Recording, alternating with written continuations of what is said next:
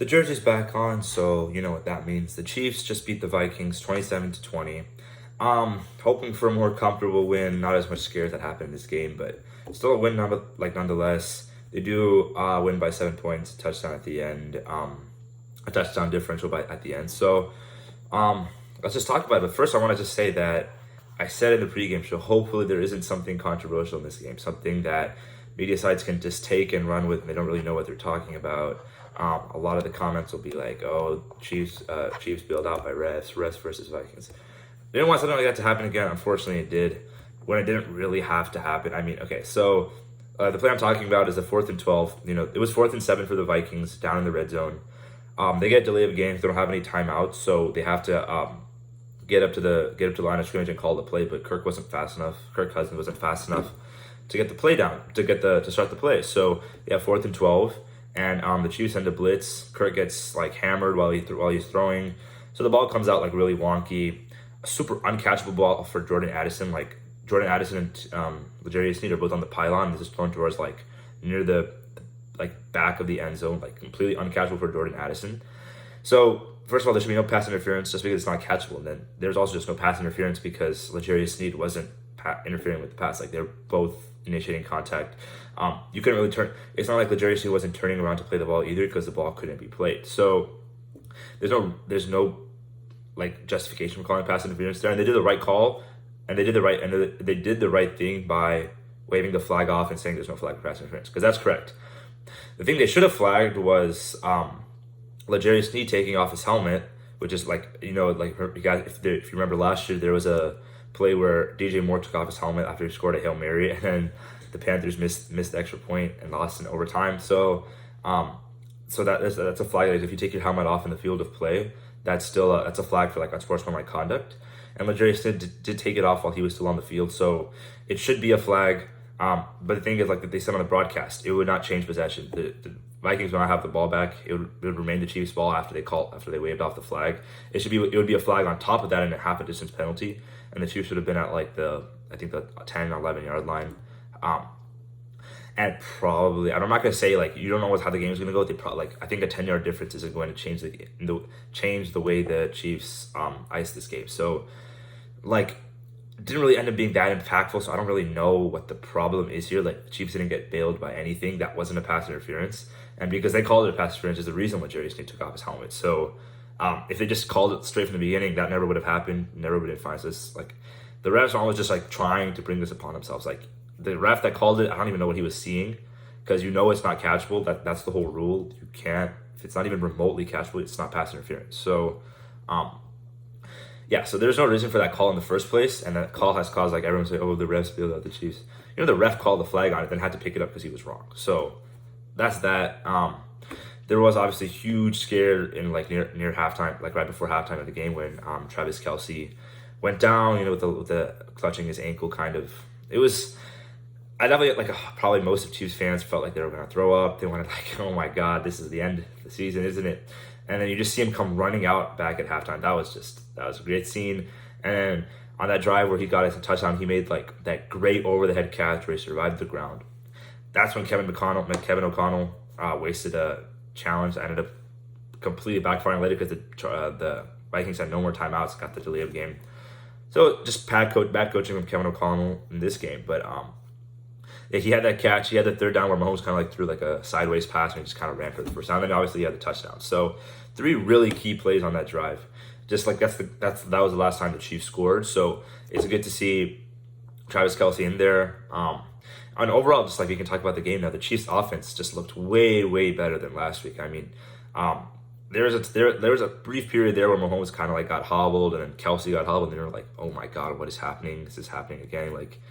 Just scared out of your mind. But they came out of half, scored 2 touchdowns. After that, it was either a drive to waste time, or it was just a 4th and 1 at midfield. They were trying to give the ball back, but we're just trying to end waste as much time as possible. So, other than the Chiefs really didn't struggle on offense too much. I would say they had their way in this game. It's good to see against a struggling Vikings defense. But the Vikings defense played, I would say, pretty well today. They rallied to the ball, good tackles, almost really aggressive tackles. And yeah, and a thing that I saw that I really liked about the Chiefs is that they moved away from Clyde Edwards-Helaire like completely. He looked really slow out there. Like the Vikings have some fast players, maybe that was making him look slower, but he got like maybe 4 yards on 3 carries, I think, or something like that. Some horrible yards per carry. So good thing they got him out when they did. Isaiah Pacheco, again, another great game. He had a touchdown, a couple key runs, a couple key first downs.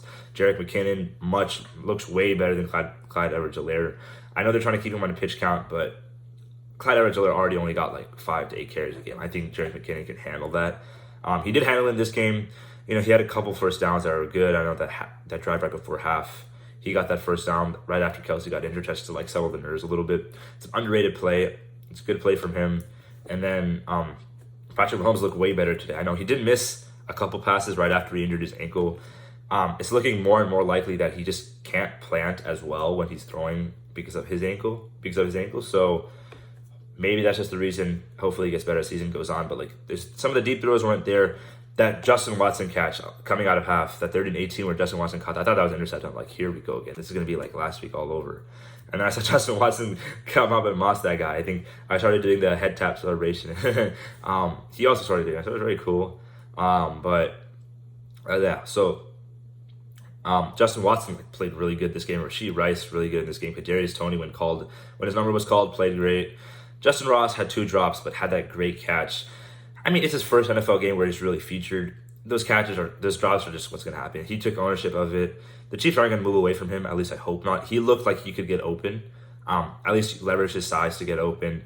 He was wide open on those 2 drops. So, it's just kind of just like, you want him to make those catches. He will end up making those catches. But it's good to see him contributing, getting 2 catches in this game. Sky Moore, I don't know. He was phased out early. Like, I think the first pass went to him. And then maybe one more, the one right before the Chiefs kicked a field goal at the end of half. The Chiefs just have completely moved away from him. That's what we're kind of hoping for, because like Rashee Rice, Justin Watson, I can't believe I'm saying it, Justin Watson, Rashee Rice, Justin Ross, Kadarius Toney, these should be your 4 receivers that play most of the time, at least based on recent performances. Sky Moore can get back to that. Hopefully he does, because you need that player. Because he's a 2nd round pick. You don't want to be wasting a 2nd round pick like that. But as of right now, you want to be in the best position to succeed, especially with this game coming up on Thursday. You don't even know if Travis Kelce can play in that game, because they're saying he had a high ankle sprain. And Tony Romo was saying on the broadcast that like you can have a high ankle sprain and play that game, and it swells up a little bit, but you usually don't play the games after that. So if he does actually have a high ankle sprain and he can't play against the Broncos, the Chiefs do need someone like Sky Moore in that game, because there's not that many other receivers on this team that can run routes as well as Sky Moore does. So it may not be this week. You would like to have him get to go for this week, but Sky Moore, something seems to be with him. Something's holding him back. Maybe he's just not good enough to play at NFL level. We don't know. We'll see as the season keeps going on. But the other Chiefs receivers really stepped up in this game. A week after criticizing, just drive coming out of halftime was a clinical performance for receivers. That first and goal on that drive to Rashee Rice, the miss in the back of the end zone, is a mistake by Rice. I think he was supposed to keep running, but then the 3rd down, just Mahomes trusted him to make that catch, a really strong catch, and got in the end zone. Just good performance from him too. MVS down the sideline drawing that pass interference, that was really good. And then Justin Ross, obviously we talked about him. Justin Watson, that great toe tap, and then another Moss, just 2 huge catches in this game. So yeah, just overall, the Chiefs receivers played way better in this game. Tight ends, overall the offense just played much better. And like I said, the Vikings don't have as good of a defense as the Jets, but they played pretty well in this game. They got some key players back. So it's good to see the Chiefs get a pretty good performance heading into maybe an average defense this next week. Actually, no. The Broncos have been terrible on defense. They actually have been horrible. I think the Jets almost choked away that game to the Broncos today, but didn't. But the Vikings just have a pitiful defense. The Broncos have a pitiful defense. We'll talk about that in the game preview. Gonna come on Wednesday, hopefully. So yeah, that's it for the Chiefs offense. They played pretty well. Chiefs defense played Trent McDuffie on Justin Jefferson today was just awesome to see. We talked about it before the game. It was early on. You might have thought L'Jarius Sneed was going to stay on Justin Jefferson the whole time, but then the Chiefs kind of went away from that and put Trent McDuffie, the better matchup, like we were saying in the game preview. So it's good that they did go to Trent McDuffie, because Trent McDuffie turned in a great performance. He is an elite player probably the first elite player that Brett Veach has drafted like as a GM. It's just perfect player for what the Chiefs needed for this game on Justin Jefferson, and Justin Jefferson got injured. I think, like, and at least I know in terms of fantasy, this is the first time Justin Jefferson had less than 24 points in fantasy. I think he only had like 6. So they really, really succeeded in limiting Justin Jefferson. Like, I didn't think it was possible before the game. I said in the game preview, he's going to have his, you just have to like limit the rest of the offense. But it's kind of, the rest of the offense did it, not Justin Jefferson. Like, KJ Osborne had some key catches. Jordan Addison had some key catches. Like, Jordan Addison played great in this game. I don't know, like Joshua Williams or Jalen Watson, whoever was covering him, it seemed like you could get clear separation. He had that touchdown. He made Joshua Williams slip on a play. He became wide open. It was a 4th down. So yeah, the Chiefs defense played decent. Like, they got to a lot of 3rd and 4th downs, but they were just giving up a lot of those 3rd and 4th downs. Like 3rd and 4th down, I think they were, before that last 4th and 12, the controversial play, they were 3 for 3 on 4th down. It's just like, why? Why is that a thing? So it's really annoying when they do go that much. They do convert on 4th down that much, because it's a drive the Chiefs have earned the time, have earned like the right to get off the field, but just don't, because they don't complete the play. So you need to see them completing those plays. Chris Jones looked decent to start the game, but the pass rush is struggling. I would say, like, the Vikings don't have a great O-line. And if you didn't send a blitz, the Chiefs could get like pressure, like kind of collapse the pocket, but it wasn't really threatening for a sack at any point if they didn't send a blitz. So you really need Charles Omenihu back. Only one more game without Charles Omenihu, and then we're back with him. So that's great. And then Chiefs whole secondary played great. And Justin Reed had that stupid play at the first quarter, like he just tried to like slam Justin Jefferson down. No really reason for that. L'Jarius had some penalties on the first drive too. It's just like, why? Why are the refs calling this? They kind of eased back the rest of the game. That trend continued for the rest of the game. They should not have called that pass interference. I'll maintain that. That's the reason this play is going to be controversial. It should have never been pass interference in the first place. So, sorry, I was kind of getting sidetracked there. But Chiefs linebackers, Drew Tranquil, great game today. Leo Chenal got a sack. Willie gave some great tackles on TJ Hawkinson. Just overall, really good way to limit most of the Vikings' weapons. I know Jordan Addison played pretty well in this game, but still, like, I don't think a receiver had more than 100 yards or even like more than 80, 70 yards. So overall, like, the Vikings offense is good. They did have that turnover to start the game. I told you they had to take over. The Chiefs had to make the most of their opportunities when the Vikings turned the ball over, and they scored a touchdown after the Vikings turned the ball over. So that's exactly what they did.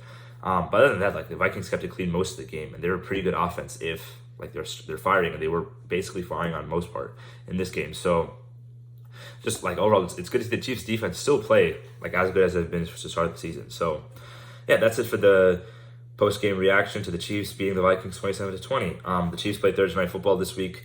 See an early game preview, early post-game reaction, and then the Chiefs have the weekend off, a long bye. So, I mean, like a half a bye. So, thank you guys, and I'll see you for the next game preview. Thank you.